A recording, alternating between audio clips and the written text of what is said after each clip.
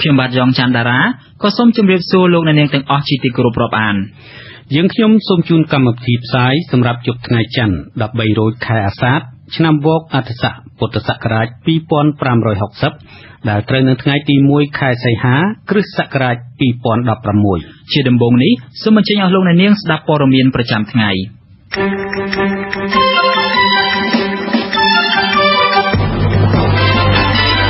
លោកហ៊ុនសែនប្តឹងលោកសំរងស៊ីនិងអ្នកស្រីថាឡានីរឿងចោទលោកថាសម្លាប់បណ្ឌិតកែមលី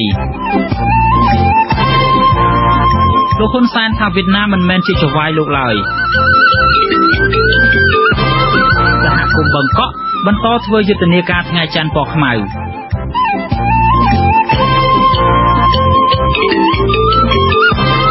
លោកសុឌីណាត្រូវតុលាការនាំខ្លួនមកសាកសួរបន្ថែមជុំវិញអំពើពុករលួយរួមនឹងព័ត៌មានសំខាន់ៗមួយចំនួនទៀត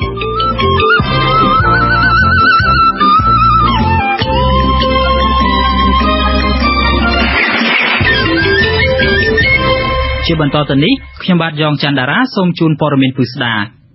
លោកអ្នកនាងជាទីមេត្រីប្រមុខរដ្ឋាភិបាលកម្ពុជាលោកហ៊ុនសែនដាក់ពាក្យបណ្ដឹងពីរដាច់ដោយឡែកពីគ្នាប្តឹងប្រធានគណៈបក្សសង្គ្រោះជាតិលោកសំរងស៊ីនិងសមាជិកព្រឹទ្ធសភាគណៈបក្សសំរងស៊ីអ្នកស្រីថាឡានីទាក់ទងទៅនឹងការចោទថារូបលោកនិងរដ្ឋាភិបាលជាអ្នកនៅពីក្រោយខ្នងនៃឃាតកម្មលើលោកបណ្ឌិតកែមលីការដាក់ពាក្យបណ្ដឹងនេះធ្វើឡើងតាមរយៈមេធាវីតំណាងរដ្ឋាភិបាលលោកគីតិចទៅកាន់ព្រះរាជអាជ្ញាអមសាលាដំបងរាជធានីភ្នំពេញនៅព្រឹកថ្ងៃទី1ខែសីហាលោកនាយរដ្ឋមន្ត្រីហ៊ុនសែនតំណាងដោយមេធាវីរដ្ឋាភិបាលលោកគីតិចប្តឹងសុំឲ្យតុលាការផ្តន្ទាទោសលោកសំរងស៊ីនិងអ្នកស្រីថាឡានីតាមផ្លូវច្បាប់និងទាមទារសំណងជំងឺចិត្តក្នុងម្នាក់ចំនួន100រៀលពាក្យបណ្ដឹងប្តឹងលោកសំរងស៊ីចុះហត្ថលេខាដោយលោកគីតិចបញ្ជាក់ថាកាលពីថ្ងៃទី10កក្កដាលោកសំរងស៊ីបានសរសេរនៅក្នុង Facebook របស់លោកថាការបាញ់សម្លាប់លោកបណ្ឌិតកែមលីជាអំពើភេរវកម្មមួយទៀតរៀបចំដោយរដ្ឋអំណាចនិងផ្ដល់បទសម្ភាសន៍ជាមួយវិទ្យុអាស៊ីសេរីនៅថ្ងៃទី23កក្កដាដោយចោទប្រកាន់ដដែលធ្វើឲ្យអ្នកប្រើប្រាស់បណ្ដាញសង្គម Facebook ចែករំលែកតគ្នានិងថ្កោលទោសមកលើរដ្ឋាភិបាលលោកគីតិចចាត់ទុកទង្វើនេះថាជាការមួលបង្កាច់ដែលធ្វើឲ្យប៉ះពាល់ដល់កិត្តិយសរបស់រដ្ឋាភិបាលដឹកនាំដោយលោកហ៊ុនសែននិងជាការញុះញង់ដែលអាចបង្កចលាចលក្នុងសង្គមនិងប៉ះពាល់ដល់ដំណើរការនីតិវិធីរបស់តុលាការចំពោះពាក្យប្តឹងអ្នកស្រីថាឡានីវិញលោកគីតិចបញ្ជាក់ថាកាលពីថ្ងៃទី29កក្កដាអ្នកស្រីថាឡានីបានថ្លែងនៅក្នុងវេទិកាសាធារណៈនៅខេត្តរតនគិរីថាលោកហ៊ុនសែនមិននៅទៅបាញ់សម្លាប់លោកកែមលីអ្នកវិភាគនយោបាយដោយគ្នាទៅនឹងករណីលោកសំរងស៊ីដែរលោកគីតិចចាត់ទុកនេះថាជាការមួលបង្កាច់និងទម្លាក់កំហុសដែលធ្វើឲ្យប៉ះពាល់ដល់កិត្តិយសលោកហ៊ុនសែននិងជាការបញ្ឆេះកំហឹងមហាជនដែលអាចបង្កឲ្យមានការចលាចលសង្គមនិងប៉ះពាល់ដំណើរការនីតិវិធីរបស់តុលាការព្រះរាជអាជ្ញារងនិងជាអ្នកនាំពាក្យតុលាការក្រុងភ្នំពេញលោកលីសុផាណាបញ្ជាក់ថាអัยការអមសាលាដំបងបានទទួលពាក្យបណ្ដឹងរបស់លោកគីតិចរួចហើយតុលាការកំពុងចាត់ការលើបណ្ដឹងនេះដែលលោកគឺជាអ្នកកាន់សំណុំរឿងនេះតែម្ដងសមាជិកគណៈមេធាវីនៃព្រះរាជាណាចក្រកម្ពុជាលោកសំសុគង្គថ្លែងថាការប្តឹងផ្តល់នេះគឺជាសិទ្ធិរបស់មនុស្សគ្រប់រូបប៉ុន្តែត្រូវឈលលើអង្គហេតុនិងអង្គច្បាប់ច្បាស់លាស់លោកបន្តថាបើសិនជាតុលាការឈលលើភាពត្រឹមត្រូវតុលាការត្រូវហ៊ានចាត់ការឬមិនចាត់ការចំពោះពាក្យបណ្ដឹងក្រោយពិនិត្យមើលភាពស្របច្បាប់នៃពាក្យបណ្ដឹងរបស់គាត់តាមបណ្ដាញសារព័ត៌មាននេះឃើញថាកម្មវត្ថុនោះមិនទាន់កំណត់ថាប្រឹងបត់អីទេគាត់ថាដូចជាបើកទលាយណាចឹងយើងមានតែចាំមើលថាលោកអាជ្ញាគាត់ធ្វើគេបឋមធ្វើបើកការធ្វើសួរតើវាចូលក្នុងបទល្មើសណាហើយយើងចាំពិនិត្យមើលការចាត់ការរបស់អាជ្ញាវិញតកតងទៅនឹងសំណងរដ្ឋបវេណីចំនួន100រៀលវិញលោកបញ្ជាក់ថាដើមបណ្ដឹងមានសិទ្ធិក្នុងការទាមទារសំណងផ្អែកលើការខូចខាតហើយក្នុងករណីនេះអាចដោយសារដើមបណ្ដឹងមានលទ្ធភាពនិងធនធានគ្រប់គ្រាន់កាលពីថ្ងៃទី30កក្កដាអ្នកស្រីថាឡានីសមាជិកព្រឹទ្ធសភាគណៈបក្សសំរងស៊ីបានថ្លែងប្រាប់អាស៊ីសេរីថាលោកស្រីមិនបាននិយាយថាលោកហ៊ុនសែនជាអ្នកសម្លាប់បណ្ឌិតកែមលីនោះទេហើយថាคลิปវីដេអូជិត2នាទីដែលគេផ្សព្វផ្សាយតាមបណ្ដាញសង្គមនោះជាការកាត់តសំឡេងដើម្បីទម្លាក់កំហុសលើអ្នកស្រីតែឥឡូវនោះហ៊ុនសែនមិនគិតយ៉ាងម៉េចទៀតទេនៅមិននៅចុះឡើងទៅបាញ់លោកទំលៃអ្នកវិភាគនយោបាយឃើញទេអ្នកស្រីបញ្ជាក់ថាក្រោយបញ្ចប់បេសកកម្មនៅខេត្តអ្នកស្រីនឹងរកមេធាវីតតាំងតាមផ្លូវច្បាប់ឆ្លើយតបទៅនឹងការប្តឹងផ្តល់នេះមន្ត្រីជាន់ខ្ពស់គណៈបក្សសង្គ្រោះជាតិលោកអេងឆៃអៀងបញ្ជាក់ថាគណៈបកនឹងរៀបចំក្រុមមេធាវីដើម្បីការពារក្តីឲ្យថ្នាក់ដឹកនាំរបស់ខ្លួនលោកយល់ឃើញថា នេះជារូបភាពនៃការគៀបសង្កត់លើគណៈបកប្រឆាំងដែលគណៈបកកណ្ដាលអំណាចតែងប្រើប្រាស់លោកថាបើមិនចង់ឲ្យគេចោទប្រកាន់រដ្ឋាភិបាលត្រូវវិញមកចាប់ជនដៃដល់និងអ្នកពាក់ព័ន្ធក្នុងការបាញ់សម្លាប់លោកបណ្ឌិតកែមលីមកផ្ដន្ទាទោសតាមផ្លូវច្បាប់ឲ្យបានយើងមិនសប្បាយចិត្តជាមួយនឹងអ្នកដែលនិយាយចោទប្រកាន់ចឹងបើសិនជាយើងចាត់ចែងការជាក់ស្ដែងច្បាស់លាស់ទៅនាំឃាតករនាំអ្នកពាក់ព័ន្ធទៅយកមកប្រតិទោសទៅគឺអ្នកនិយាយនឹងគឺវាអស់តម្លៃខ្លួនឯងទៅហើយបើអ្នកនិយាយជាអ្នកនយោបាយទៀតគឺធ្វើឲ្យប្រជាពលរដ្ឋកាន់តែភ្លេចជឿជាក់ហើយមិនបាច់ចាំទៅប្រើប្រាស់តុលាការទេមកទល់នឹងពេលនេះសមាជិករដ្ឋសភានិងប្រសិទ្ធិពីខាងគណៈបកប្រឆាំងជាច្រើនរូបហើយដែលត្រូវបានតុលាការកាត់ទោសនិងឃុំខ្លួននៅពន្ធនាគារហើយខ្លះទៀតកំពុងជាប់បណ្ដឹងនៅតុលាការអ្នកជាប់ឃុំរួមមានសមាជិកប្រសិទ្ធិលោកហុងសុខួរនិងសមាជិករដ្ឋសភាលោកអ៊ុំសំអានចំណែកលោកសំរងស៊ីលោកកឹមសុខាលោកតូវ៉ាន់ច័ន្ទនិងលោកប៉ិនរតនាវិញកំពុងជាប់បណ្ដឹងនៅតុលាការលោកនាងជាទីមេត្រីតាក់ទងនឹងរឿងតុលាការនេះដែរមេធាវីការពីក្តីឲ្យលោកសំរងស៊ីប្រធានគណៈបក្សសង្គ្រោះជាតិគឺលោកសំសុគង្គបានប្តឹងជំទាស់សាលក្រមសាលាដំបងរាជធានីភ្នំពេញនៅរសៀលថ្ងៃទី1ខែសីហាទៅសាលាឧទ្ធរដើម្បីឲ្យសាលាឧទ្ធរពិនិត្យពិចារណាបើកសវនាការជំទាស់សាលក្រមសាលាដំបងដោយមានការចូលរួមពីមេធាវីការពីក្តីលោកមេធាវីសំសុគង្គបញ្ជាក់ថាការប្តឹងជំទាស់នេះគឺដោយសារកូនក្តីរបស់លោកមិនពេញចិត្តសាលក្រមសាលាដំបងដែលបង្គាប់ឲ្យបង់ថវិកាចំនួន10លានរៀលជូនរដ្ឋនិង150លានរៀលទៀតសងជំងឺចិត្តលោកហេងសំរិនប្រធានរដ្ឋសភាពីបទបរិហាកេរ្តិ៍ម្យ៉ាងវិញទៀតសេចក្តីសម្រេចរបស់តុលាការដំបងកាលពីថ្ងៃទី28កក្កដាធ្វើឡើងពុំមានវត្តមានលោកសំរងស៊ីនិងមេធាវីក្នុងបន្ទប់សវនាការឡើយកាលពីថ្ងៃទី17ខែវិច្ឆិកាឆ្នាំ2015លោកសំរងស៊ីបានរិះគន់តាមទំព័រ Facebook របស់ខ្លួននៃការកកើតថ្ងៃទី7មករាឆ្នាំ1979ថារបបសាធារណរដ្ឋប្រជាមានិតកម្ពុជាដឹកនាំដោយលោកហេងសំរិនបានបង្គាប់តុលាការឲ្យកាត់ទោសប្រហារជីវិតសម្ដេចនរោត្តមសីហនុដោយចោទព្រះអង្គថាជាជនក្បត់ជាតិករណីនេះត្រូវបានលោកគីតិចមេធាវីតំណាងរបស់លោកហេងសំរិនប្តឹងលោកសំរងស៊ីពីបទបរិហាកេរ្តិ៍ជាសាធារណៈដោយចោទថាការផ្សព្វផ្សាយនេះពុំបានឆ្លុះបញ្ចាំងពីការពិតនិងគ្មានឯកសារច្បាស់លាស់ប្រធានគណៈបកសង្គ្រោះជាតិលោកសំរងស៊ីដែលកំពុងនិរទេសខ្លួននៅក្រៅប្រទេសចាត់ទុកការសម្រេចរបស់សាលាដំបងរាជធានីភ្នំពេញថាមិនឈលលើច្បាប់និងមិនឈលលើគតិយុត្តិធម៌លោកថាតុលាការឈលលើរឿងនយោបាយឬរឿងពុករលួយទាំងអស់ក្នុងការជំនុំជម្រះក្តីលោកនាងជាទីមេត្រីលោកនាយករដ្ឋមន្ត្រីហ៊ុនសែនអះអាងថាវៀតណាមមិនមែនជាចៅហ្វាយរបស់លោកនោះឡើយការអាងរបស់លោកហ៊ុនសែនដូចនេះគឺដើម្បីឆ្លើយតបទៅនឹងអ្នកប្រើប្រាស់បណ្ដាញសង្គម Facebook មានឈ្មោះជាវៀតណាមមួយរូបដែលបានចូលសរសេរផ្ដាល់យោបល់នៅលើទំព័រ Facebook របស់លោកថាលោកហ៊ុនសែនក្បត់វៀតណាមលោកយើងសុជាមេតារាយការណ៍អំពីរឿងនេះលោកហ៊ុនសែនកាលពីថ្ងៃទី31កក្កដាបានប្រតិកម្មដោយប្រើពាក្យសម្ដីធ្ងន់ធ្ងរឆ្លើយតបចំពោះការលើកឡើងរបស់អ្នកប្រើប្រាស់បណ្ដាញសង្គម Facebook ម្នាក់ឈ្មោះ Pham De Khieng ដែលសរសេរថាលោកហ៊ុនសែនក្បត់វៀតណាមជាការឆ្លើយតបនឹងការលើកឡើងរបស់អ្នកប្រើប្រាស់ Facebook ដែលគេសង្ស័យថាជាជនជាតិវៀតណាមរូបនេះលោកហ៊ុនសែនបានសរសេរចោទសួរថាហេតុអ្វីបានជាលោកនិយាយថាខ្ញុំក្បត់វៀតណាមតើវៀតណាមជាឪពុកខ្ញុំឬមហាក្សត្រខ្ញុំឬលោកត្រូវដឹងថាអ្នកដែលខ្ញុំត្រូវស្មោះត្រង់គឺជនជាតិខ្មែររបស់ខ្ញុំព្រះមហាក្សត្រជាទីសក្ការៈរបស់ខ្ញុំនិងភរិយាជាទីស្រឡាញ់របស់ខ្ញុំវៀតណាមមិនមែនជាចៅហ្វាយរបស់ខ្ញុំដែលខ្ញុំត្រូវស្មោះត្រង់នោះទេលោកហ៊ុនសែនថែមទាំងព្រមានអ្នកប្រើប្រាស់ Facebook រូបនោះថាបើលោកជាជនជាតិវៀតណាមរស់នៅកម្ពុជាស្របច្បាប់ត្រូវគោរពច្បាប់កម្ពុជាបើរស់នៅមិនស្របច្បាប់ត្រូវចាកចេញពីកម្ពុជានិងបើរស់នៅវៀតណាមសូមស្រឡាញ់មេដឹកនាំវៀតណាមទៅលោកហ៊ុនសែនសង្កត់ធ្ងន់ថាលោកជាមេដឹកនាំកម្ពុជាដែលមានឯករាជ្យអធិបតេយ្យភាពដែលត្រូវមានទំនាក់ទំនងជាមួយមេដឹកនាំវៀតណាមដោយស្មើភាពនិងស្មើសិទ្ធិលោកហ៊ុនសែនក៏ផ្ដាំឲ្យអ្នកប្រើប្រាស់ Facebook ឈ្មោះ Pham De Khieng បញ្ជូនសារនេះទៅកាន់មេដឹកនាំវៀតណាមឲ្យបានដឹងផងបើគេនោះជាជនជាតិវៀតណាមត្រឹមត្រូវមែនទោះជាយ៉ាងណាក៏ដោយលោកហ៊ុនសែនសរសេរបញ្ជាក់នៅចុងសំណេររបស់លោកថាលោកស្គាល់ច្បាស់ចរិតមេដឹកនាំវៀតណាមដែលតែងគោរពនៅឯករាជ្យអធិបតេយ្យភាពរបស់កម្ពុជាគឺខុសពីអ្នកប្រើប្រាស់ Facebook ឈ្មោះ Pham De Khieng ដែលលោកហ៊ុនសែនចាត់ទុកថាជាអាមេអថោងនោះនរណាក៏ដឹងដែរថាលោកហ៊ុនសែននិងគណៈបកប្រជាជនកម្ពុជា ត្រូវបានវៀតណាមជួយជ្រោមជ្រែងឲ្យឡើងកាន់អំណាចនៅកម្ពុជាចាប់តាំងពីពួកខ្មែរក្រហមបានដួលរលំនៅថ្ងៃទី7មករាឆ្នាំ1979ចាប់ពីពេលនោះមកគេកម្រឃើញរដ្ឋាភិបាលដឹកនាំដោយគណៈបកប្រជាជនកម្ពុជាហ៊ានប្រើពាក្យសម្ដីធ្ងន់ធ្ងរដែលអាចធ្វើឲ្យទំនាក់ទំនងកម្ពុជាវៀតណាមល្អកកខ្លាំងណាស់បើទោះជាគេមិនដឹងថាអ្នកប្រើប្រាស់ Facebook ឈ្មោះ Pham Dek Hieng មានចេតនាបែបណាជាមួយលោកហ៊ុនសែនក្តីក៏ប៉ុន្តែការសម្ដែងមតិរបស់បុគ្គលរូបនេះដែលថាលោកហ៊ុនសែនក្បត់វៀតណាមគឺស្របពេលដែលនយោបាយការបរទេសរបស់កម្ពុជាហាក់កំពុងលំអៀងទៅរកចិនជាពិសេសក្នុងបញ្ហាសមុទ្រចិនខាងត្បូងដែលមានវៀតណាមជាប្រទេសមានចំនួនជាមួយចិនដែរនោះផ្ទុយពីចំហរបស់លោកហ៊ុនសែនដែលកាលពីពេលថ្មីៗនេះបានប្រកាសថាកម្ពុជាមិនចូលរួមចេញសេចក្តីថ្លែងការណ៍រួមជាមួយអាស៊ាន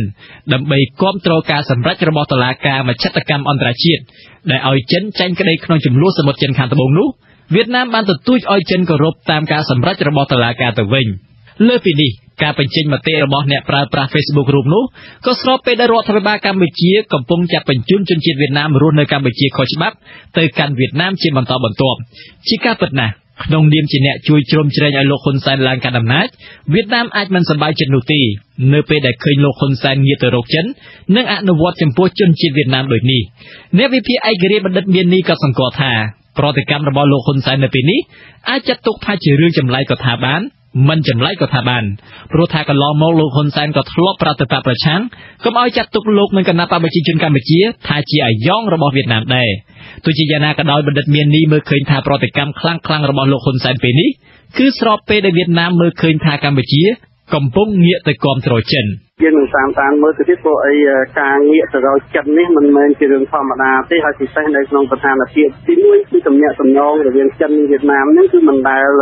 ប្រោះស្រួលគ្នាពីដើមផងហើយស្ថិតនៅក្នុងស្ថានភាពនៃសមុទ្រចិននេះនឹងធ្វើឲ្យយើងកាន់តែមានការសង្ស័យទៀតទាក់ទងនឹងជំហររបស់កម្ពុជាទៅជាមួយនឹងចិនដែលយើងឃើញថាទូទួនទៅរកចិនកាន់តែខ្លាំងឡើងហើយពិសេសនៅពេលដែលប្រទេសកម្ពុជានឹងមានទទួលការខ្វះខាតនៅលុយកាក់អីផងគឺហើយជាជំរឿនធំគឺត្រូវតែរកចិនជាងវៀតណាមបណ្ឌិតមាននេះក៏សម្គាល់ដែរថានៅពេលដែលមេដឹកនាំខ្មែរចេះគិតពីរឿងជាតិជាងរឿងផ្ទាល់ខ្លួននិងជាងប្រទេសជិតខាងនោះវាជារឿងល្អបំផុតសម្រាប់ខ្មែរលោកថាបើសិនជាអ្វីដែលលោកហ៊ុនសែនលើកឡើងជារឿងពិតចេញពីបេះដូងរបស់លោកមែននោះពលរដ្ឋខ្មែរប្រកាសជាសាទរទោះជាយ៉ាងណាក៏ដោយលោកថាដើម្បីបង្ហាញឲ្យឃើញថាមេដឹកនាំខ្មែររឹតតែល្អទៀតនោះលោកហ៊ុនសែនគួរតែដោះស្រាយភាពតានតឹងនយោបាយផ្ទៃក្នុងរបស់ខ្មែរឲ្យចាប់សុទ្ធគ្រប់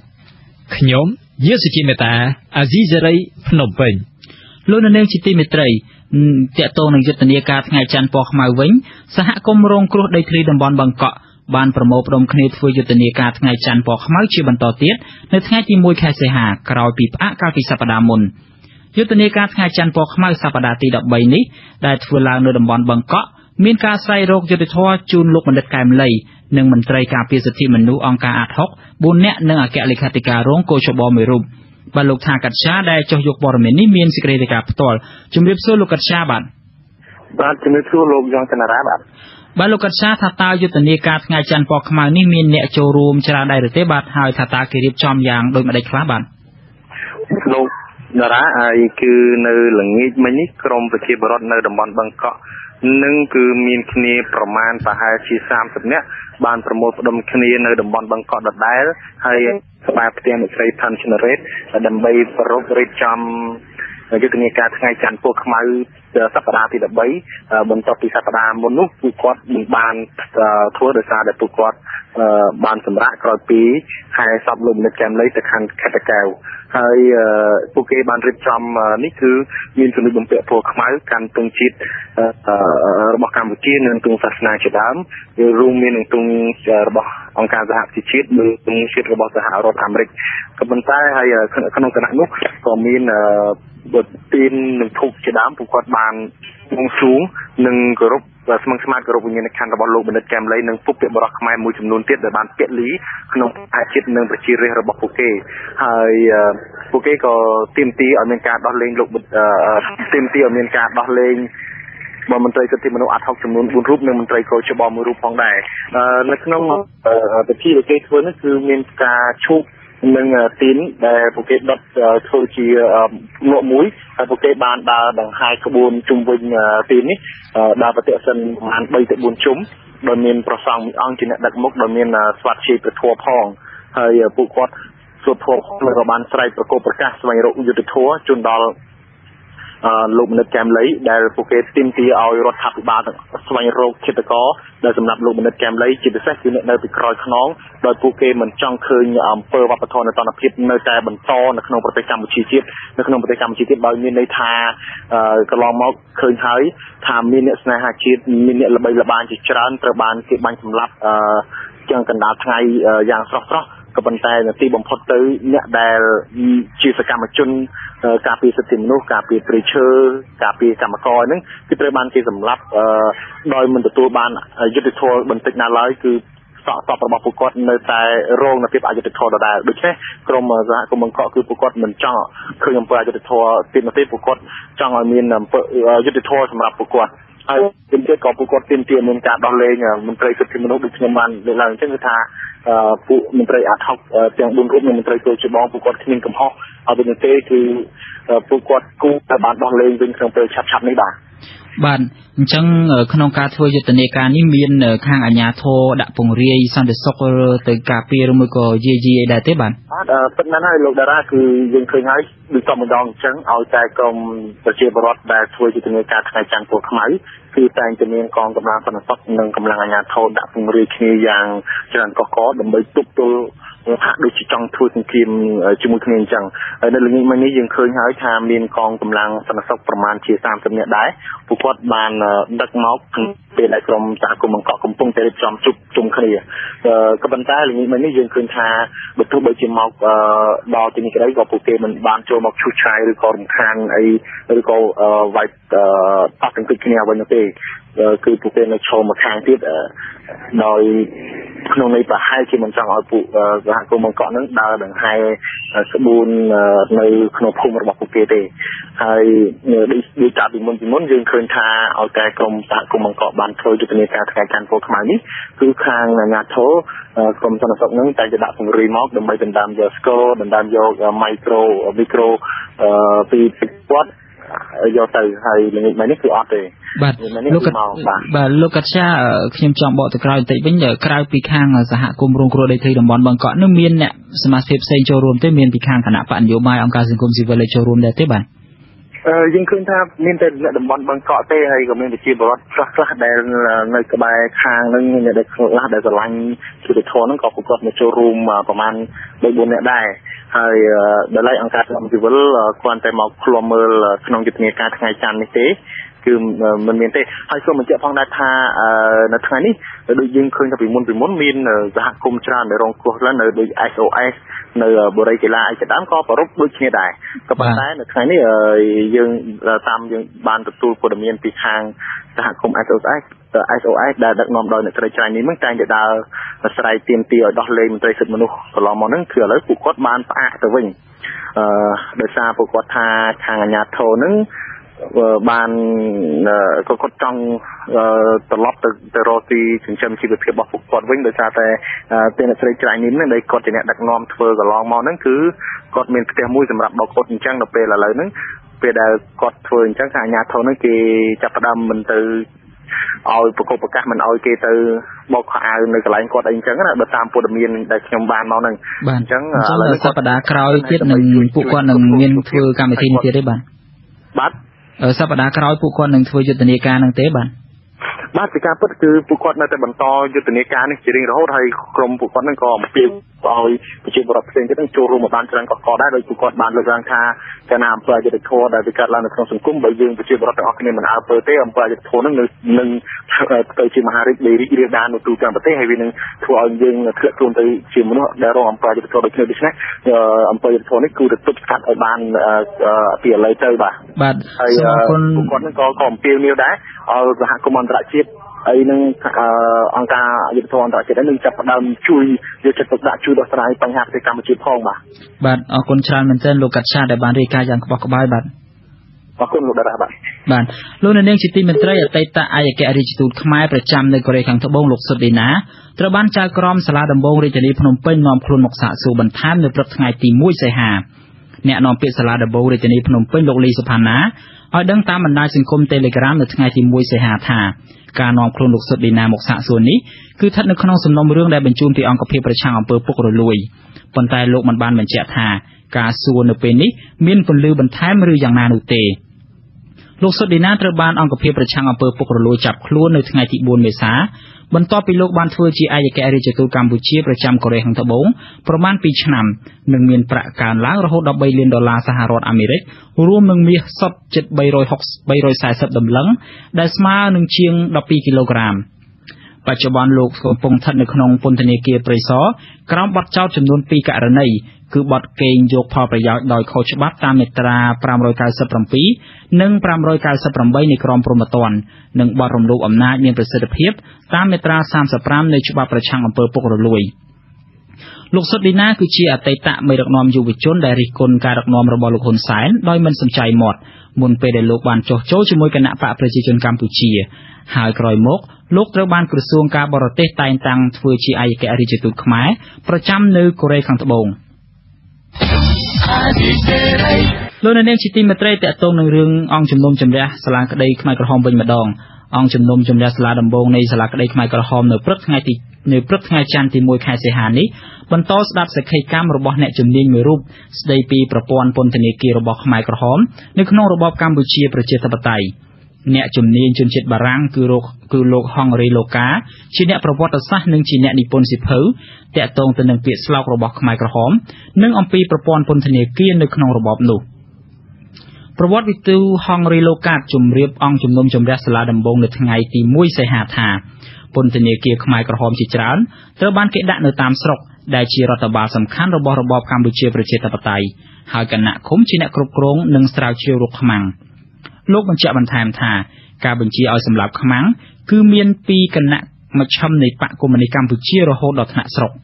បាទដោយដែលយើងបានឃើញហើយចំពោះករណីស្រុកត្រាំកក់ខ្ញុំគិតថាសិទ្ធិក្នុងការកំទេចខ្មាំងគឺថាត្រូវបានផ្ទេរអំណាចនេះបកគលសិទ្ធិអំណាចនេះពីមជ្ឈិមបាទដោយខ្ញុំបានពន្យល់វិញឆ្ងាយមកហើយគឺថាដំបងបញ្ជាពីមជ្ឈិមនេះចុះទៅភូមិភាគហើយមិនដឹងតើភូមិភាគដើរ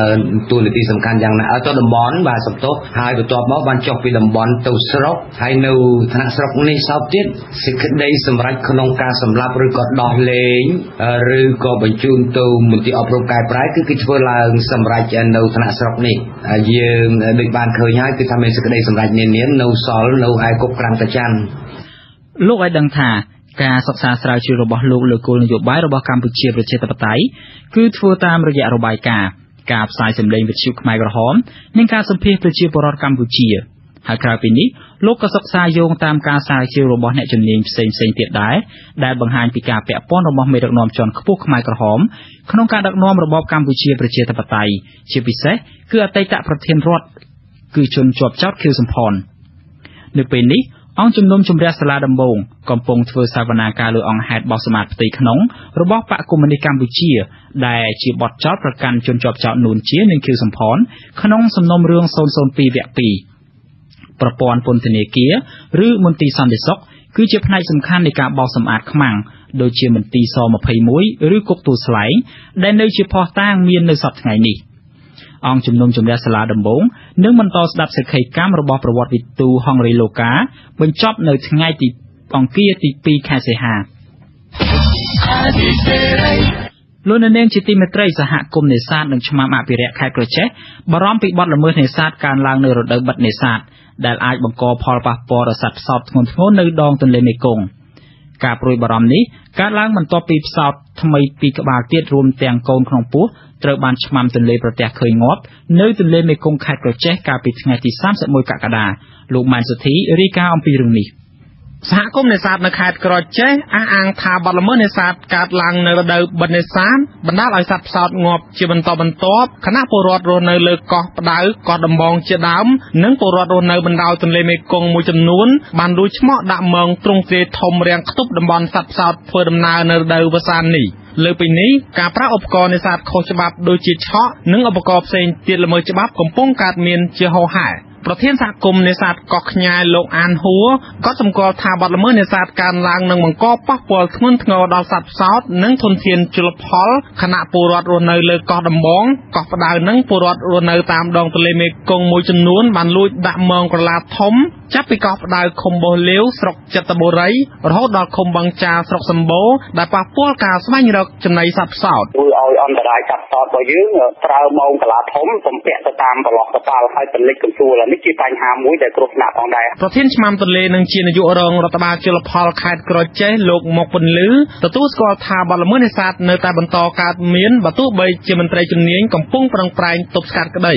លោកថាសហគមន៍នេសាទបង្ហើបថាមាននគរបាលនិងអាជ្ញាធរមូលដ្ឋានមួយចំនួនបានខົບខិតជាមួយជនល្មើសបណ្ដាលឲ្យកើតមានបទល្មើសនេសាទខុសច្បាប់នគរបាលខ្លះយោគយល់បងប្អូនសាច់ញាតិហើយមួយចំនួនទទួលផលប្រយោជន៍លោកក៏សម្គាល់ថាជនល្មើសហាក់ដូចជាបានដឹងមុននៅគ្រាមន្ត្រីជំនាញចុះប្រតិបត្តិការបង្ក្រាបលោកអំពាវនាវឲ្យសហគមន៍នេសាទអាជ្ញាធរនិងនគរបាលបង្កើនកិច្ចសហការឲ្យបានម៉ត់ចត់ទប់ស្កាត់បទល្មើសនេសាទដើម្បីសង្គ្រោះសត្វផ្សោតនិងធនធានជលផលខ្ញុំក្នុងនាមប្រធានច្បាប់នេះខ្ញុំសំណូមពរជាទទួលដល់អាជ្ញាធរដែលដីគ្រប់ត្រង់ថាជាពិសេសឃុំនគរបាលពុករដ្ឋបាលនោះតែម្ដងជួយផងសូមជួយសហការជួយចាត់ជនល្មើសអីផងបាទកាលណាបានគឺមន្ត្រីយើងជំនាញទៅកសាងកម្រិតជំនាញជនល្មើសឡើងតុលាការហើយបើអស់លោកអត់ជួយខ្ញុំនឹងនឹកទៅស្មានថាជំនាញជលផលនោះជារបស់មន្ត្រីជលផលយ៉ាងម៉េចអត់ឃើញជួយផងកាលពីថ្ងៃទី31កក្កដាឆ្មាំអភិរក្សទន្លេប្រទះឃើញផ្សោតពីក្បាលរួមទាំងកូនទម្ងន់122គីឡូក្រាមប្រវែង2ម៉ែត្រពីទឹកបានងាប់នៅភូមិរលួស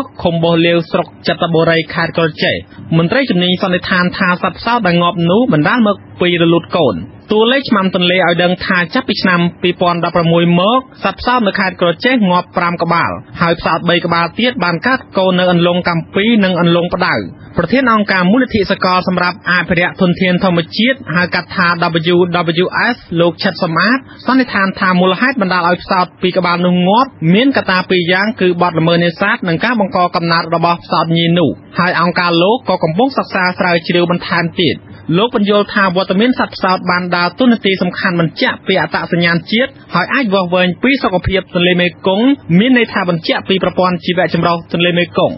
លើពីនេះសត្វផ្សោតគឺជាប្រភពប្រាក់ចំណូលសហគមន៍ដែលបម្រើវិស័យទេសចរណ៍លោករកឃើញថាការថែរក្សាសត្វផ្សោតបានល្អអាចរក្សាបាននូវតុល្យភាពជលផលដែលផ្គត់ផ្គង់ជីវភាពរស់នៅពលរដ្ឋយើងការពារសត្វផ្សោតបានន័យថាយើងការពារលងត្រីលងផ្សោតគឺជាលងពូជត្រីដ៏បរិបទនៅក្នុងប្រទេសកម្ពុជាដែលមានច្រើនតំបន់ខាងលើពីខេត្តវិជ័យស្ទឹងត្រែងនេះគឺយើងអភិរក្សលងផ្សោតគឺអភិរក្សពូជត្រីហើយត្រីទាំងអស់ហ្នឹងគឺថាផ្គត់ផ្គង់ហើយវាធ្វើដំណើរមកបឹងទន្លេសាបឲ្យដែលផ្គត់ផ្គង់ដល់អាជីវភាពរបស់ប្រជាជនយើងរាប់លានអ្នកបាទអញ្ចឹងការពារសត្វផ្សោតបានន័យថាមានសារៈសំខាន់ធំធេងណាស់សម្រាប់ជាតិយើងសម្រាប់ប្រទេសកម្ពុជាយើងមន្ត្រីជលផលក៏សម្គាល់ថាសត្វផ្សោតនៅតាមដងទន្លេមេគង្គខេត្តក្រចេះនិងខេត្តស្ទឹងត្រែងបច្ចុប្បន្ននៅសល់ប្រមាណ80ក្បាលក្នុងនោះ55ក្បាលដល់60ក្បាលមាននៅខេត្តក្រចេះសត្វផ្សោតទាំងនោះបន្តរស់នៅអន្លង់អភិរក្សផ្ដៅនិងអន្លង់កម្ពីជាដើមមន្ត្រីជំនាញបរិស្ថានរកឃើញថាមានឧបសគ្គច្រើនដែលយាយីសត្វផ្សោតមានជាអាចគឺកត្តាជីវភាពខ្វះការយល់ដឹង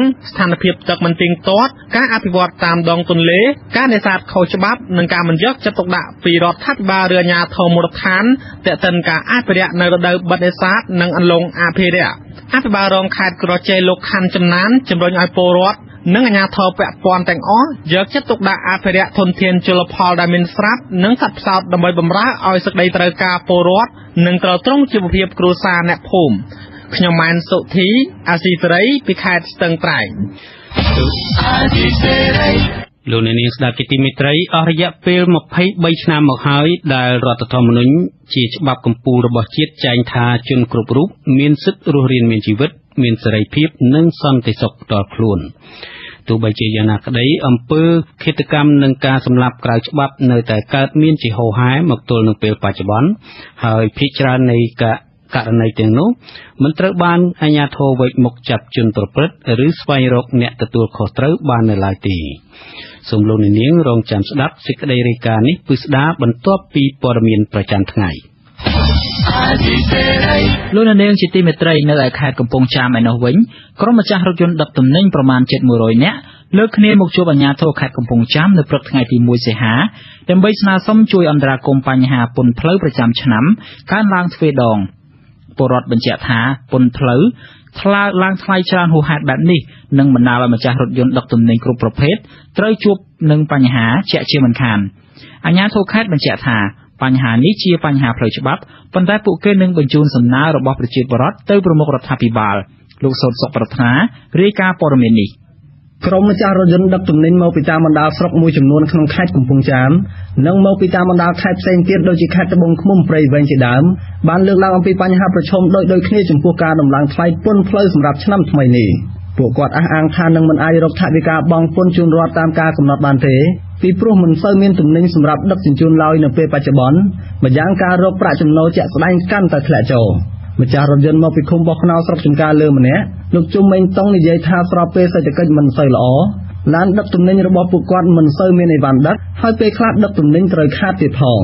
លោកថាការដំឡើងថ្លៃបង់ពន្ធគឺកាន់តែធ្វើឲ្យពួកគាត់ជួបប្រទះបញ្ហាសេដ្ឋកិច្ចយ៉ាងធ្ងន់ធ្ងរខាងមន្ត្រីពន្ធដាររាជាណាចក្រកម្ពុជាសូមឲ្យជួយសម្រួលនៅត្រឹមប៉ុណ្ណឹងដដែលបានហើយព្រោះខ្ញុំមកនេះឡានខ្ញុំទិញនេះខ្ញុំចងការលុយធនាគារមកទិញហើយឥឡូវនេះសេដ្ឋកិច្ចចុះវាពិបាករកស៊ីផងហើយឥឡូវរត់ដំឡើងពន្ធទៀតដែលអញ្ចឹងពួកខ្ញុំទាំងអស់គ្នានឹងមិនមានលទ្ធភាពបងមិនខុសគ្នានេះម្ចាស់រថយន្តមកពីខេត្តព្រៃវែងមួយរូបទៀតអ្នកស្រីខៀងបុប្ផាមានប្រសាសន៍ថារថយន្តរបស់ពួកគាត់មិនសូវបានដឹកទំនិញឡើយដោយសារផលិតផលនៅក្នុងស្រុកដូចជាស្រូវពោតដំឡូងចុះថោកដែលធ្វើឲ្យពួកគាត់ពិបាកក្នុងការដឹកជញ្ជូនទៅលក់ឲ្យប្រទេសជិតខាងដូចថាវាមានពីណាទិញទីផ្សារក៏អត់មានដែរតែចឹងសូមឲ្យសដុំពើពន្ធនឹងនៅដដែលចាសេចក្តីប្រកាសស្តីពីការកំណត់ប្រមូលពន្ធលើមធ្យោបាយដឹកជញ្ជូននិងយានជំនិះគ្រប់ប្រភេទរបស់ក្រសួងសេដ្ឋកិច្ចនិងហិរញ្ញវត្ថុចុះកាលពីខែមិថុនាឆ្នាំ2016សម្រាប់តម្រូវឲ្យប្រភេទមធ្យោបាយដឹកទំនិញរួមមានរថយន្តប្រភេទ3តោនដល់10តោនគឺរាល់ឆ្នាំបង់ពន្ធផ្លូវចំនួន 25,000 រៀលត្រូវឡើងទៅ 50,000 រៀលយានយន្តប្រភេទទម្ងន់10តោនទៅ20តោនធ្លាប់បង់ពន្ធ 50,000 រៀលត្រូវឡើងទៅ 1 លានរៀលនិងប្រភេទទម្ងន់លើសពី20តោនរាល់ឆ្នាំបង់ 75,000 រៀលត្រូវឡើងរហូតដល់ 2 លានរៀលរួមនឹងប្រភេទយានយន្តផ្សេងទៀតសេចក្តីសម្រេចនេះនឹងចាប់ផ្ដើមអនុវត្តពីខែកក្កដារហូតដល់ខែវិច្ឆិកាឆ្នាំ2016ហើយចាប់ពីខែមករាឆ្នាំ2017អគ្គនាយកដ្ឋានពន្ធដារត្រូវរៀបចំយន្តការត្រួតពិនិត្យការបង់ពន្ធនិងការផាកពិន័យដល់មធ្យោបាយដឹកជញ្ជូននិងយានជំនិះណាដែលមិនបានបង់ពន្ធតាមការកំណត់ចំណែកពលរដ្ឋមកពីខេត្តព្រៃវែងមួយរូបទៀតលោកឈិនឈឿនស្នើឲ្យរាជរដ្ឋាភិបាលគិតពិចារណាអំពីបញ្ហានេះឡើងវិញពីព្រោះរថយន្តរបស់ពួកគាត់ក្រៅពីបង់ពន្ធមធ្យោបាយរាល់ឆ្នាំហើយគឺត្រូវបង់ពន្ធជូនរដ្ឋនៅសេវាផ្សេងៗទៀតហើយត្រូវបង់ឲ្យមន្ត្រីប៉ូលីសចរាចរណ៍តាមផ្លូវព្រមទាំងក្រុមជញ្ជីងជាដើមមិនតែប៉ុណ្ណោះរថយន្តរបស់ពួកគាត់ត្រូវជួបបញ្ហាប្រឈមមួយទៀតគឺរថយន្តប្រទេសជិតខាងដូចជាវៀតណាមឬថៃជាដើមអាចចូលមកដឹកទំនិញនៅក្នុងប្រទេសកម្ពុជាបានជាហេតុធ្វើឲ្យពួកគាត់មិនមានទំនិញសម្រាប់ដឹកជញ្ជូនទៅលក់ឲ្យប្រទេសជិតខាងតាក់ទងបញ្ហានេះអភិបាលរងនឹងជាអ្នកនាំពាក្យសាលាខេត្តកំពង់ចាមលោកជឹមលាវមានប្រសាសន៍នៅថ្ងៃទី1សីហាថាអាជ្ញាធរខេត្តត្រូវជួបជាមួយប្រជាពលរដ្ឋនៅរសៀលថ្ងៃដដែលនេះលោកបន្តថាអាជ្ញាធរបានជួបជាមួយមន្ត្រីពន្ធដារដើម្បីពិភាក្សាគ្នាអំពីបញ្ហានេះប៉ុន្តែលោកបញ្ជាក់ថាវាជាការកំណត់ឡើងដោយរាជរដ្ឋាភិបាលដូច្នេះអាជ្ញាធរខេត្តមិនអាចសម្រេចបានទេយ៉ាងណាក្តីអ្នកនាំពាក្យរូបនេះថានឹងយកសំណុំពរពលរដ្ឋដាក់ជូនរាជរដ្ឋាភិបាលនៅពេលខាងមុខពីបានលទ្ធផលយើងមកស្ដាប់យើងទៅរបាយការណ៍សូមនិយាយថានាយកប្រតិបត្តិសម្ព័ន្ធគណនេយ្យភាពសង្គមកម្ពុជាលោកសុនជ័យយល់ថាការដំឡើងពន្ធលើមធ្យោបាយដឹកជញ្ជូនរបស់ប្រជាពលរដ្ឋគឺជារឿងផ្ទុយទៅនឹងកំណែទម្រង់របស់រដ្ឋកាលពីឆ្នាំ2014ដែលតម្រូវឲ្យពលរដ្ឋបង់ពន្ធមធ្យោបាយធ្វើដំណើរនិងដឹកជញ្ជូនអាស្រ័យទៅលើឆ្នាំផលិតលោកបន្តថាការដំឡើងពន្ធមធ្យោបាយដឹកជញ្ជូនបែបនេះគឺធ្វើឲ្យប៉ះពាល់ដល់សេដ្ឋកិច្ចក្រុមគ្រួសាររបស់ពលរដ្ឋទាំងនោះនិងបណ្ដាលឲ្យប៉ះពាល់ដល់តម្លៃទំនិញនៅលើទីផ្សារទៀតផងខ្ញុំមានការភ្ញាក់ផ្អើលដែរនៅពេលដែលបានដឹងអំពីរថយន្តដឹកទំនិញដែលជាមធ្យោបាយមួយសម្រាប់ផលប្រយោជន៍សេដ្ឋកិច្ចជាតិហើយនិងសេដ្ឋកិច្ចសម្រាប់ប្រជាពលរដ្ឋនឹងហើយជាមានការឡើងថ្លៃទៅវិញអញ្ចឹងយើងចង់ឲ្យមានការកែសម្រួលការពិនិត្យមើលឡើងវិញដើម្បីឲ្យស្របទៅនឹងគំនិតដែលបានធ្វើឡើងនៅក្នុងកំណែតម្រង់ទោះបីជាយ៉ាងណាក៏ដោយក្រុមម្ចាស់រថយន្តទាំងនោះអះអាងថាប្រសិនបើការទាមទាររបស់ពួកគាត់ពេលនេះមិនបានសម្រេចពួកគាត់នឹងបន្តទាមទារឲ្យរាជរដ្ឋាភិបាលដោះស្រាយបញ្ហានេះបន្តទៀតចំណែកម្ចាស់រថយន្តខ្លះបញ្ជាក់ថានឹងទុកឡានដឹកទំនិញរបស់ខ្លួនចោលតែម្ដងប្រសិនបើរដ្ឋនៅតែទាមទារឲ្យពួកគាត់បង់ពន្ធក្នុងតម្លៃខ្ពស់បែបនេះខ្ញុំសោតសុខប្រាថ្នាអាស៊ីសេរីពីខេត្តកំពង់ចាមលោកអ្នកនាងស្ដាប់ជាទីមេត្រីលោកអ្នកនាងទើបបានស្ដាប់ព័ត៌មានប្រចាំថ្ងៃរបស់វិទ្យុអាស៊ីសេរីដែលរៀបចំជូននៅខ្ញុំបាទយ៉ងច័ន្ទតារាជាបន្តទៅនេះសូមអញ្ជើញលោកអ្នកនាងរងចាំស្ដាប់សេចក្តីរាយការណ៍ផ្សេងទៀតនៃកម្មវិធីផ្សាយរបស់យើងនាពេលបន្តិចទៀតនេះ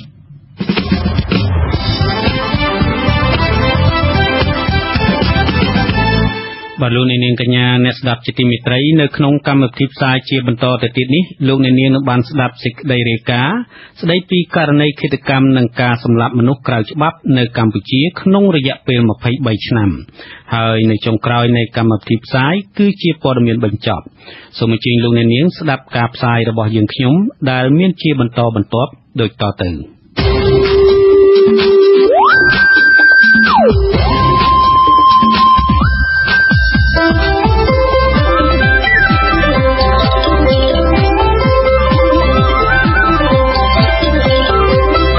សេចក្តីរាយការណ៍ពិស្ដារ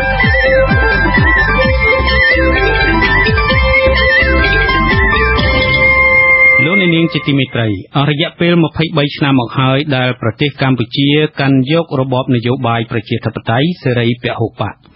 រដ្ឋធម្មនុញ្ញដែលជាច្បាប់កម្ពុជារបស់ជាតិចែងថាជនគ្រប់រូបមានសិទ្ធិរស់រានមានជីវិតមានសេរីភាពនិងសន្តិសុខផ្ទាល់ខ្លួនទោះបីជាយ៉ាងណាក្តីអំពើឃាតកម្មនិងការកាប់សម្លាប់ក្រៅច្បាប់នៅតែកើតមានជាហូរហែមកទល់នឹងពេលបច្ចុប្បន្នហើយភាគច្រើននៃករណីទាំងនោះមិនត្រូវបានអាជ្ញាធរវេកមុខរកចាប់ជនប្រព្រឹត្តឬស្វែងរកអ្នកទទួលខុសត្រូវបាននៅឡើយសង្គមស៊ីវិលនិងគណៈបកប្រឆាំងចាត់ទុកករណីនេះជាអំពើនីតិរដ្ឋភាពដែលជះឥទ្ធិពលអាក្រក់ដល់ដំណើរការនីតិរដ្ឋរបស់កម្ពុជាលោកយ៉ងច័ន្ទរារាយការណ៍អំពីរឿងនេះគិតចាប់តាំងពីឆ្នាំ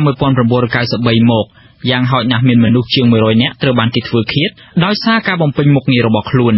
ការបញ្ចេញមតិការជាប់ពាក់ព័ន្ធជាមួយនឹងអ្នកនយោបាយនិងហេតុផលផ្សេងទៀតអ្នកទាំងនោះរួមមានអ្នកសារព័ត៌មានសកម្មជនគណៈបកនយោបាយសកម្មជនបរិស្ថានសកម្មជនការពារដីធ្លីសិល្បករសហជីពកម្មកររោងចក្រនិងចុងក្រោយគឺអ្នកវិភាគបញ្ហាសង្គមនិងនយោបាយរបាយការណ៍របស់អង្គការ Liga do ដែលមានចំណងជើងថាយុត្តិធម៌សម្រាប់អ្នកសារព័ត៌មានចេញផ្សាយកាលពីឆ្នាំ2013បានរាយនាមអ្នកសារព័ត៌មានជាតិនិងអន្តរជាតិជាង10នាក់ដែលត្រូវបានឃាតករបាញ់សម្លាប់ចាប់តាំងពីឆ្នាំ1993ដល់ឆ្នាំ2012ដោយមូលហេតុនៃការរាយការណ៍ព័ត៌មានរិះគន់រដ្ឋាភិបាលបរិហារការធ្វើជំនួញខុសច្បាប់និងមូលហេតុមួយចំនួនទៀតនិពន្ធនាយកនៃកាសែតសម្លេងយុវជនខ្មែរលោកនួនច័ន្ទត្រូវបានខ្មាន់កំភ្លើងបាញ់សម្លាប់នៅខែកញ្ញាឆ្នាំ1994នៅទីក្រុងភ្នំពេញមុនពេលត្រូវបានគេបាញ់សម្លាប់លោកនួនច័ន្ទធ្លាប់ទទួលបានការហាមឃាត់និងគំរាមកំហែងពីជនអនាមិកជាច្រើនដងចំពោះការចេញផ្សាយអត្ថបទទាក់ទងទៅនឹងអំពើពុករលួយរបស់រដ្ឋាភិបាលអ្នកយកព័ត៌មាននៃកាសែតកោះសន្តិភាពលោកច័ន្ទតារាត្រូវបានគេបាញ់សម្លាប់នៅខេត្តកំពង់ចាមនៅខែធ្នូឆ្នាំ1994ក្រោយការបាញ់ប្រហារសមត្ថកិច្ចក្រសួងមហាផ្ទៃបានចាប់ខ្លួនមន្ត្រីប៉ូលីសម្នាក់ដែលបានផ្ញើលិខិតគំរាមកំហែងទៅកាន់កាសែតកោះសន្តិភាពនិងកាសែតព្រាបនាំសារព្រមទាំងភរិយារបស់លោកច័ន្ទតារាប៉ុន្តែជននោះត្រូវបានដោះលែងវិញនៅប៉ុន្មានខែក្រោយបន្ទាប់ពីតុលាការគ្មានភស្តុតាងគ្រប់គ្រាន់ដើម្បីចោទប្រកាន់អ្នកនិពន្ធសៀវភៅនិងជាអតីតអ្នកបោះពុម្ពផ្សាយរបស់កាសែតឧត្តមគតិខ្មែរលោកធុនប៊ុនលីត្រូវបានឃាតករបាញ់សម្លាប់នៅខែឧសភាឆ្នាំ1996នៅពេលដែលលោកកំពុងជិះម៉ូតូឌុបលោកគឺជាអ្នកគាំទ្រគណៈបកជាតិខ្មែររបស់លោកសំរងស៊ីដ៏លេចធ្លោម្នាក់នៅជំនាន់នោះមុនពេលឃាតកម្មលោកធុនប៊ុនលីធ្លាប់ត្រូវបានចោទប្រកាន់ពីបទបរិហាកេរនិងផ្សាយព័ត៌មានរិះគន់រដ្ឋាភិបាលនៅក្នុងអត្ថបទលិខិតនិងរូបថ្លុកផ្សេងៗទៀតអ្នកយកព័ត៌មាននៃកាសែតអ្នកប្រយុទ្ធលោកចិត្តដួងតារាវុធត្រូវបានសម្លាប់នៅក្នុងព្រឹត្តិការណ៍បោកគ្រាប់បែកលើវងបាតកោដឹកនាំដោយលោកសំរងស៊ីនៅមុខអតីតរដ្ឋសភាកាលពីឆ្នាំ1997នៅពេលដែលលោកកំពុងចុះយកព័ត៌មាន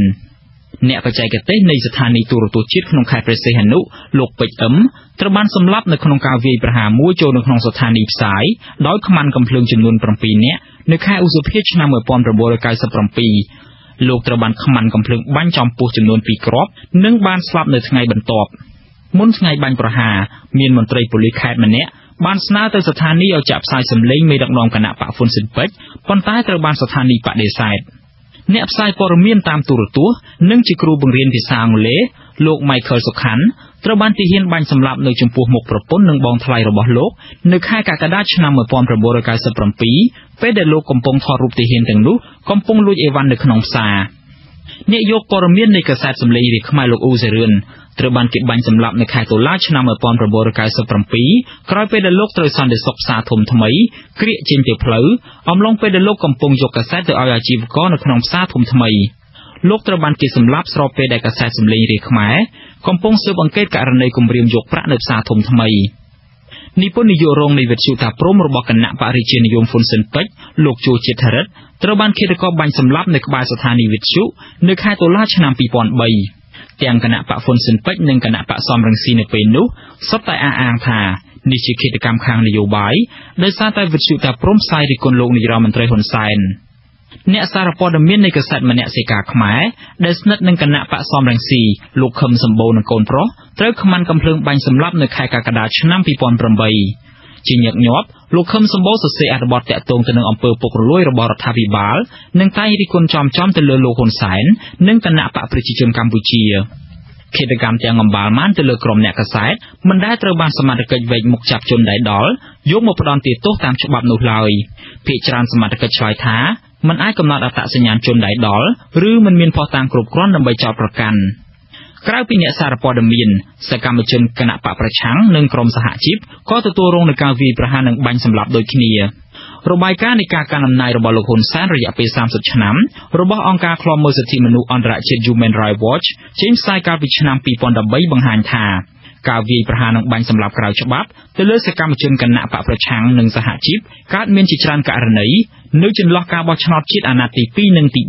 3នៅខែមីនាឆ្នាំ1997គ្រាប់បែកចំនួន4គ្រាប់ត្រូវបានមនុស្សមួយក្រុមគប់ចូលក្នុងវងបាតកោដឹកនាំដោយលោកសំរងស៊ីនៅមុខអតីតវិមានរដ្ឋសភា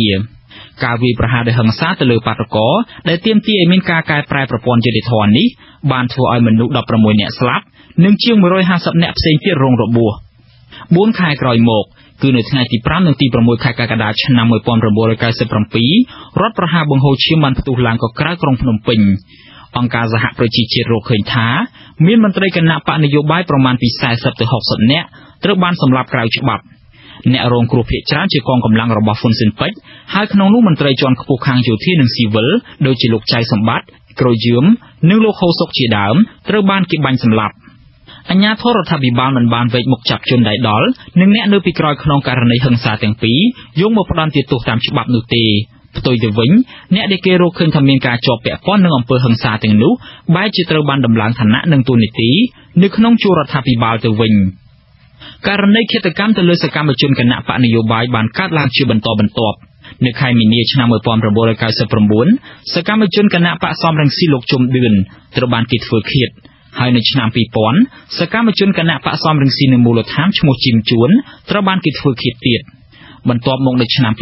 2001សកម្មជនគណៈបកសំរងស៊ី15នាក់ត្រូវបានឃាតករបាញ់សម្លាប់អំពើឃាតកម្មទៅលើសកម្មជននយោបាយគណៈបកប្រឆាំងមិនបានបញ្ឈប់ត្រឹមនោះទេនៅអំឡុងការបោះឆ្នោតជាតិនៅខែកក្កដាឆ្នាំ2003មន្ត្រីគណៈបកសំរងស៊ី7នាក់ផ្សេងទៀតត្រូវបានគេសម្លាប់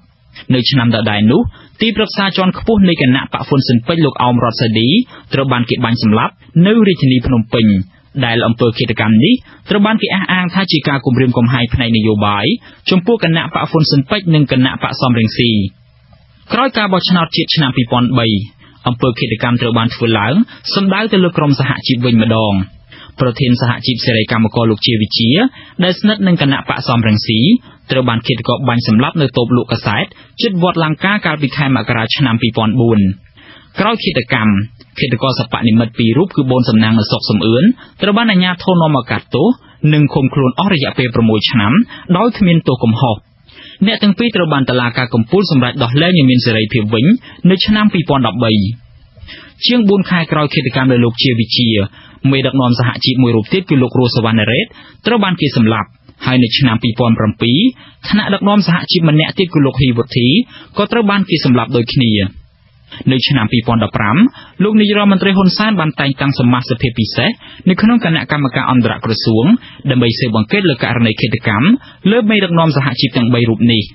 ទោះជាយ៉ាងណាមកទល់នឹងពេលបច្ចុប្បន្នគណៈកម្មការពិសេសមួយនេះមិនទាន់បង្ហាញលទ្ធផលស៊ើបអង្កេតរបស់ខ្លួនដល់សាធារណជននៅឡើយ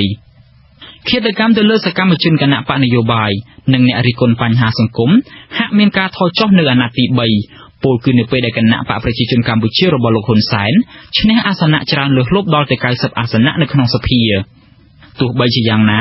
នៅក្រៅពេលដែលរដ្ឋាភិបាលដឹកនាំដោយគណៈបកប្រជាជនកម្ពុជាកាន់អំណាចពេញដៃនៅគ្រានោះហេតុការណ៍ដែលសំខាន់ជាងគេគឺការងើបតវ៉ាប្រឆាំងរបស់ប្រជាពលរដ្ឋនៅស្ទើរគ្រប់ខេត្តក្រុងចំពោះគោលនយោបាយផ្ដាល់ដីសម្បត្តិសេដ្ឋកិច្ចរបស់រដ្ឋាភិបាលទៅឲ្យក្រុមហ៊ុនឯកជនដែលបានបង្កផលប៉ះពាល់ដល់ការរស់នៅនិងជីវភាពរបស់ពលរដ្ឋនៅមូលដ្ឋានហើយជាញឹកញាប់សកម្មជនដីធ្លីនៅតាមបណ្ដាខេត្តត្រូវរងការគំរាមកំហែងនិងសម្លាប់ជាច្រើនករណីនៅខែមេសាឆ្នាំ2012សកម្មជនការពារព្រៃឈើនិងបរិស្ថានដ៏សកម្មមួយរូបគឺលោកឈុតវុធីត្រូវបានកងរាជអាវុធហត្ថដែលដើរតួនាទីជាសន្តិសុខរបស់ក្រុមហ៊ុនដីសម្បត្តិសេដ្ឋកិច្ចមួយបាញ់សម្លាប់នៅក្នុងព្រៃក្នុងខេត្តកោះកុងនៅពេលដែលរូបលោកចុះពិនិត្យសកម្មភាពកាប់ព្រៃឈើខុសច្បាប់ជាមួយអ្នកសារព័ត៌មានក្រៅពីនេះសិល្បករល្បីៗមួយចំនួនក៏ត្រូវបានគេបាញ់ប្រហារនិងសម្លាប់ដូចគ្នាតារាសម្ដែងអ្នកស្រីពិសិដ្ឋពីលីកាត្រូវបានឃាតករបាញ់ប្រហារនៅតាមផ្លូវសាធារណៈទាំងកណ្ដាលថ្ងៃត្រង់នៅខែកក្កដាឆ្នាំ1999ហើយបានទទួលមរណភាពនៅប៉ុន្មានថ្ងៃបន្ទាប់4ឆ្នាំក្រោយមកគឺនៅឆ្នាំ2003តារាចម្រៀងទូចសនិចត្រូវបានខ្មាន់កំភ្លើងបាញ់ប្រហារហើយនៅដើមឆ្នាំ2007ការបាញ់ប្រហារដូចគ្នានេះបានកើតឡើងចំពោះអ្នកចម្រៀងម្នាក់ទៀតគឺកញ្ញាពៅបញ្ញាពេជ្រអ្វីត្បិតតែមិនបាត់បង់ជីវិត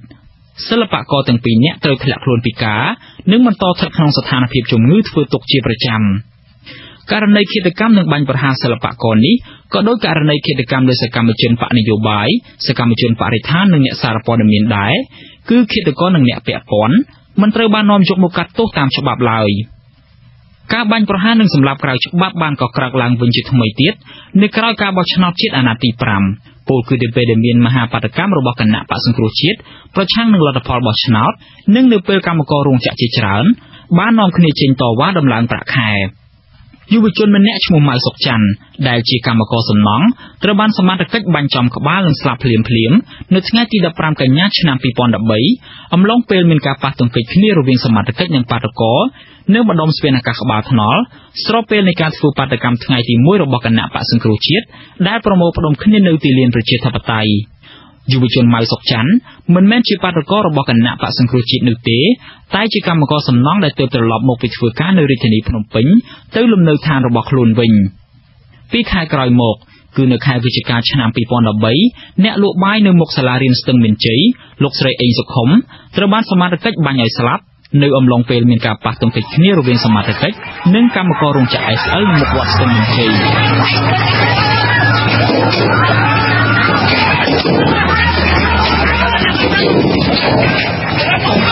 ហេតុការណ៍ដ៏ហិង្សានៅពេលនោះកើតឡើងដោយសារតែក្រុមកម្មករជិត 1000 នាក់នាំគ្នាដង្ហែក្បួនទៅកាន់ផ្ទះលោកនាយរដ្ឋមន្ត្រីហ៊ុនសែននិងក្រសួងការងារដើម្បីទាមទារឲ្យថៅកែរោងចក្រអនុវត្តកិច្ចសន្យាដែលបានព្រមព្រៀងជាមួយគ្នាកាលពីពេលមុនប៉ុន្តែក្បួននេះត្រូវបានរារាំងដោយសមត្ថកិច្ចរាប់រយនាក់ដែលប្រដាប់ដោយខែលដំបងនិងកាំភ្លើងរួមជាមួយឡានទឹកជាច្រើនគ្រឿងផងជាបន្តបន្ទាប់ការបង្ក្រាបរបស់សមត្ថកិច្ចទៅលើកម្មករមានរូបភាពកាន់តែសាហាវនៅដើមឆ្នាំ2014កម្មករ4នាក់បានស្លាប់និងម្នាក់ទៀតបានបាត់ខ្លួននៅក្នុងការបាញ់បង្ក្រាបដោយហិង្សារបស់សមត្ថកិច្ចរាជធានីភ្នំពេញទៅលើក្រុមបាតកោនៅលើផ្លូវវិញស្រេងដែលធ្វើកតកម្មទាមទារប្រាក់ឈ្នួល$160ក្នុងមួយខែ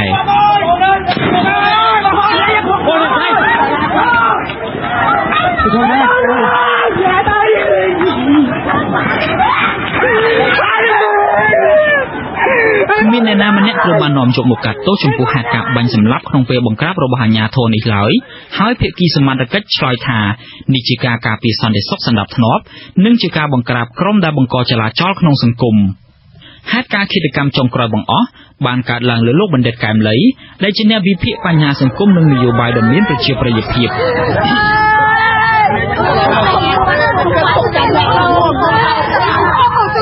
លោកត្រូវបានឃាតករបាញ់សម្លាប់នៅព្រឹកថ្ងៃទី10កក្កដាក្នុងហាងលក់ទំនិញ Star Mart នៅក្បែរស្តុបបូកូក្រុងភ្នំពេញ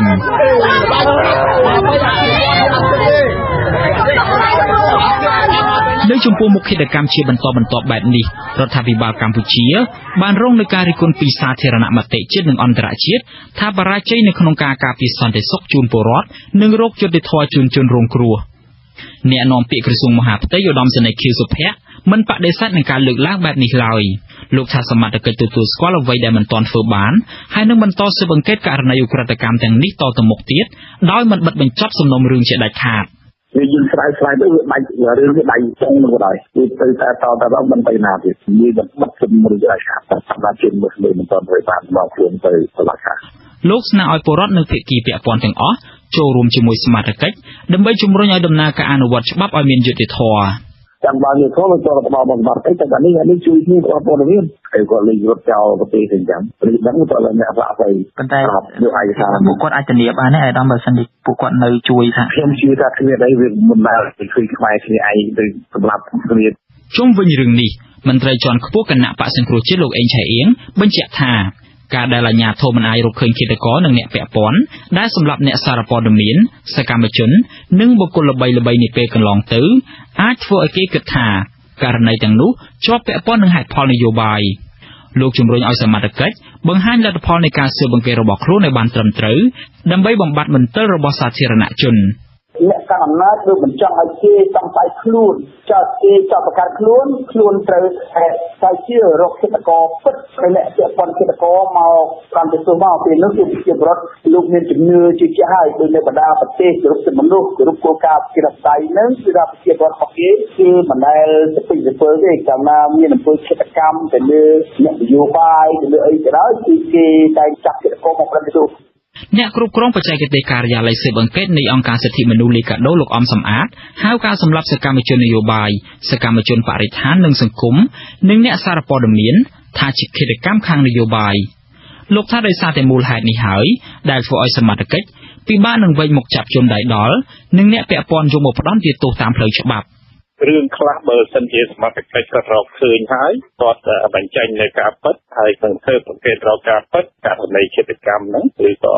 អ្នកដែលពាក់ព័ន្ធនឹងឃាតកម្មហ្នឹងគាត់អាចប្រឈមមុខនឹងគ្រោះថ្នាក់ទាក់ទងនឹងសមត្ថភាពរបស់ខ្លួនផងដែរអាហ្នឹងដែលធ្វើឲ្យការស៊ើបអង្កេតហ្នឹងវាមិនអាចបង្ហាញការពិតបានលោកអំសំអាតហៅយុត្តិធម៌នៅក្នុងសំណុំរឿងទាំងនេះថាជាយុត្តិធម៌ស្រមោលដែលស្ថិតនៅជើងមេឃពលគឺជនរងគ្រោះនិងក្រុមគ្រួសារបានត្រឹមតែរងចាំដោយគ្មានលទ្ធផលលោកថានេះគឺជានីតិរដ្ឋភាពហើយវានឹងជះឥទ្ធិពលអាក្រក់ដល់ដំណើរការនីតិរដ្ឋនៅកម្ពុជានិងជាពិសេសរួមចំណែកឲ្យមានការប្រព្រឹត្តអំពើឃាតកម្មបែបនេះទៀតនៅពេលខាងមុខការបាញ់សម្លាប់បន្តទាក់ទងនឹងអ្នកលើកឡើងការពិតនិងអ្នករិះគន់នេះវាជាឥទ្ធិពលអាក្រក់សម្រាប់លទ្ធិប្រជាធិបតេយ្យនៅក្នុងប្រទេសកម្ពុជាយើងជាពិសេសគឺធ្វើឲ្យមានការផិតភ័យចំពោះអ្នកដែលគាត់បញ្ចេញមតិដើម្បីធ្វើការរិះគន់ក្នុងការស្ថាបនាជាដើមនោះបាទបើសិនជាករណីឃាតកម្មហើយមិនត្រូវបានចាប់អញ្ចឹងអ្នកដទៃឬក៏ឃាតករដដែលគាត់អាចនឹងប្រព្រឹត្តបទល្មើសជាបន្តទៅទៀតមន្ត្រីសិទ្ធិមនុស្សរូបនេះអំពាវនាវដល់រដ្ឋាភិបាលជាពិសេសសមាជិកឲ្យចាត់វិធានការបន្ថែមដើម្បីពង្រឹងសន្តិសុខនិងធានាសុវត្ថិភាពជូនពលរដ្ឋគ្រប់រូបទន្ទឹមនឹងនេះលោកក៏ទទូចដល់អាជ្ញាធរឲ្យវេចមុខចាប់ជនដៃដល់និងអ្នកពាក់ព័ន្ធនៅក្នុងសំណុំរឿងទាំងនោះមកផ្ដន្ទាទោសតាមផ្លូវច្បាប់ដើម្បីកសាងទំនុកចិត្តរបស់ពលរដ្ឋទៅលើឋានៈដឹកនាំនិងដើម្បីកុំឲ្យមានការចោទប្រកាន់ថាឃាតកម្មសំខាន់ៗដែលកើតមានកន្លងទៅគឺជាឃាតកម្មខាងនយោបាយខ្ញុំយ៉ងច័ន្ទតារាអាស៊ីសេរីភ្នំពេញ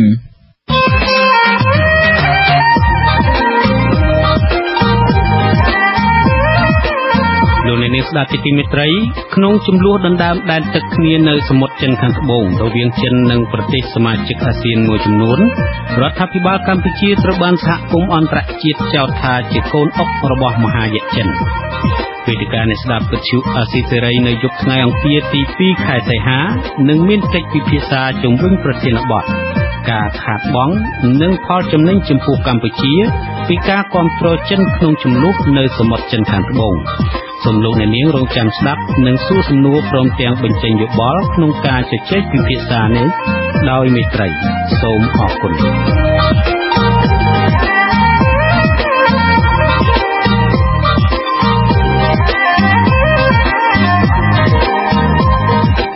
បាទជាបន្តទៅនេះខ្ញុំបាទយ៉ងច័ន្ទតារាសូមជូនព័ត៌មានបញ្ចប់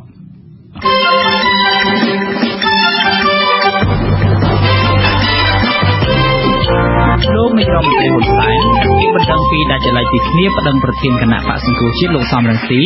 និងសមាជិកព្រឹទ្ធសភាគណៈបក្សសំរងស៊ីអ្នកស្រីថាឡានីតាក់ទងទៅនឹងការចោទថារូបលោកនិងរដ្ឋាភិបាលជាអ្នកនៅពីក្រោយខ្នងនៃឃាតកម្មលើលោកបណ្ឌិតកែមលីការដាក់ពាក្យបណ្ដឹងនេះធ្វើឡើងតាមរយៈមេធាវីតំណាងរដ្ឋាភិបាលលោកគីតិចទៅកាន់ព្រះរាជអាជ្ញាអមសាលាដំបងរាជធានីភ្នំពេញនៅព្រឹកថ្ងៃទី1ខែសីហា អតីតឯកអគ្គរដ្ឋទូតខ្មែរប្រចាំនៅកូរ៉េខាងត្បូងលោកសុតឌីណាត្រូវបានចៅក្រមសាលាដំបងរាជធានីភ្នំពេញនាំខ្លួនមកសាកសួរបន្ថែមនៅព្រឹកថ្ងៃទី1សីហាអ្នកនាំពាក្យសាលាដំបងរាជធានីភ្នំពេញលោកលីសុផាណាឲ្យដឹងតាមបណ្ដាញសង្គម Telegram នៅថ្ងៃនេះថា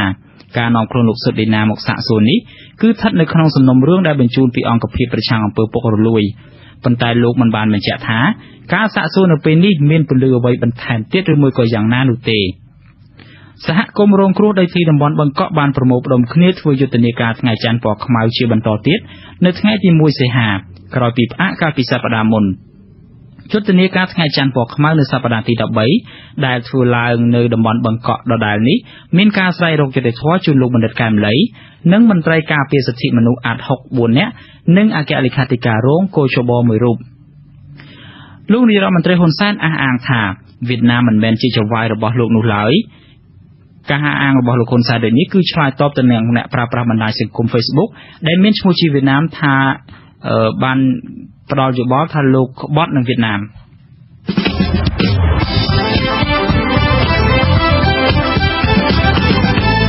លោកនាងកញ្ញាប្រិមិត្តអ្នកស្ដាប់ជាទីមេត្រីកម្មវិធីផ្សាយនៃវិទ្យុអាស៊ីសេរីរយៈពេល1ម៉ោងសម្រាប់រាត្រីនេះចប់តែប៉ុណ្ណេះ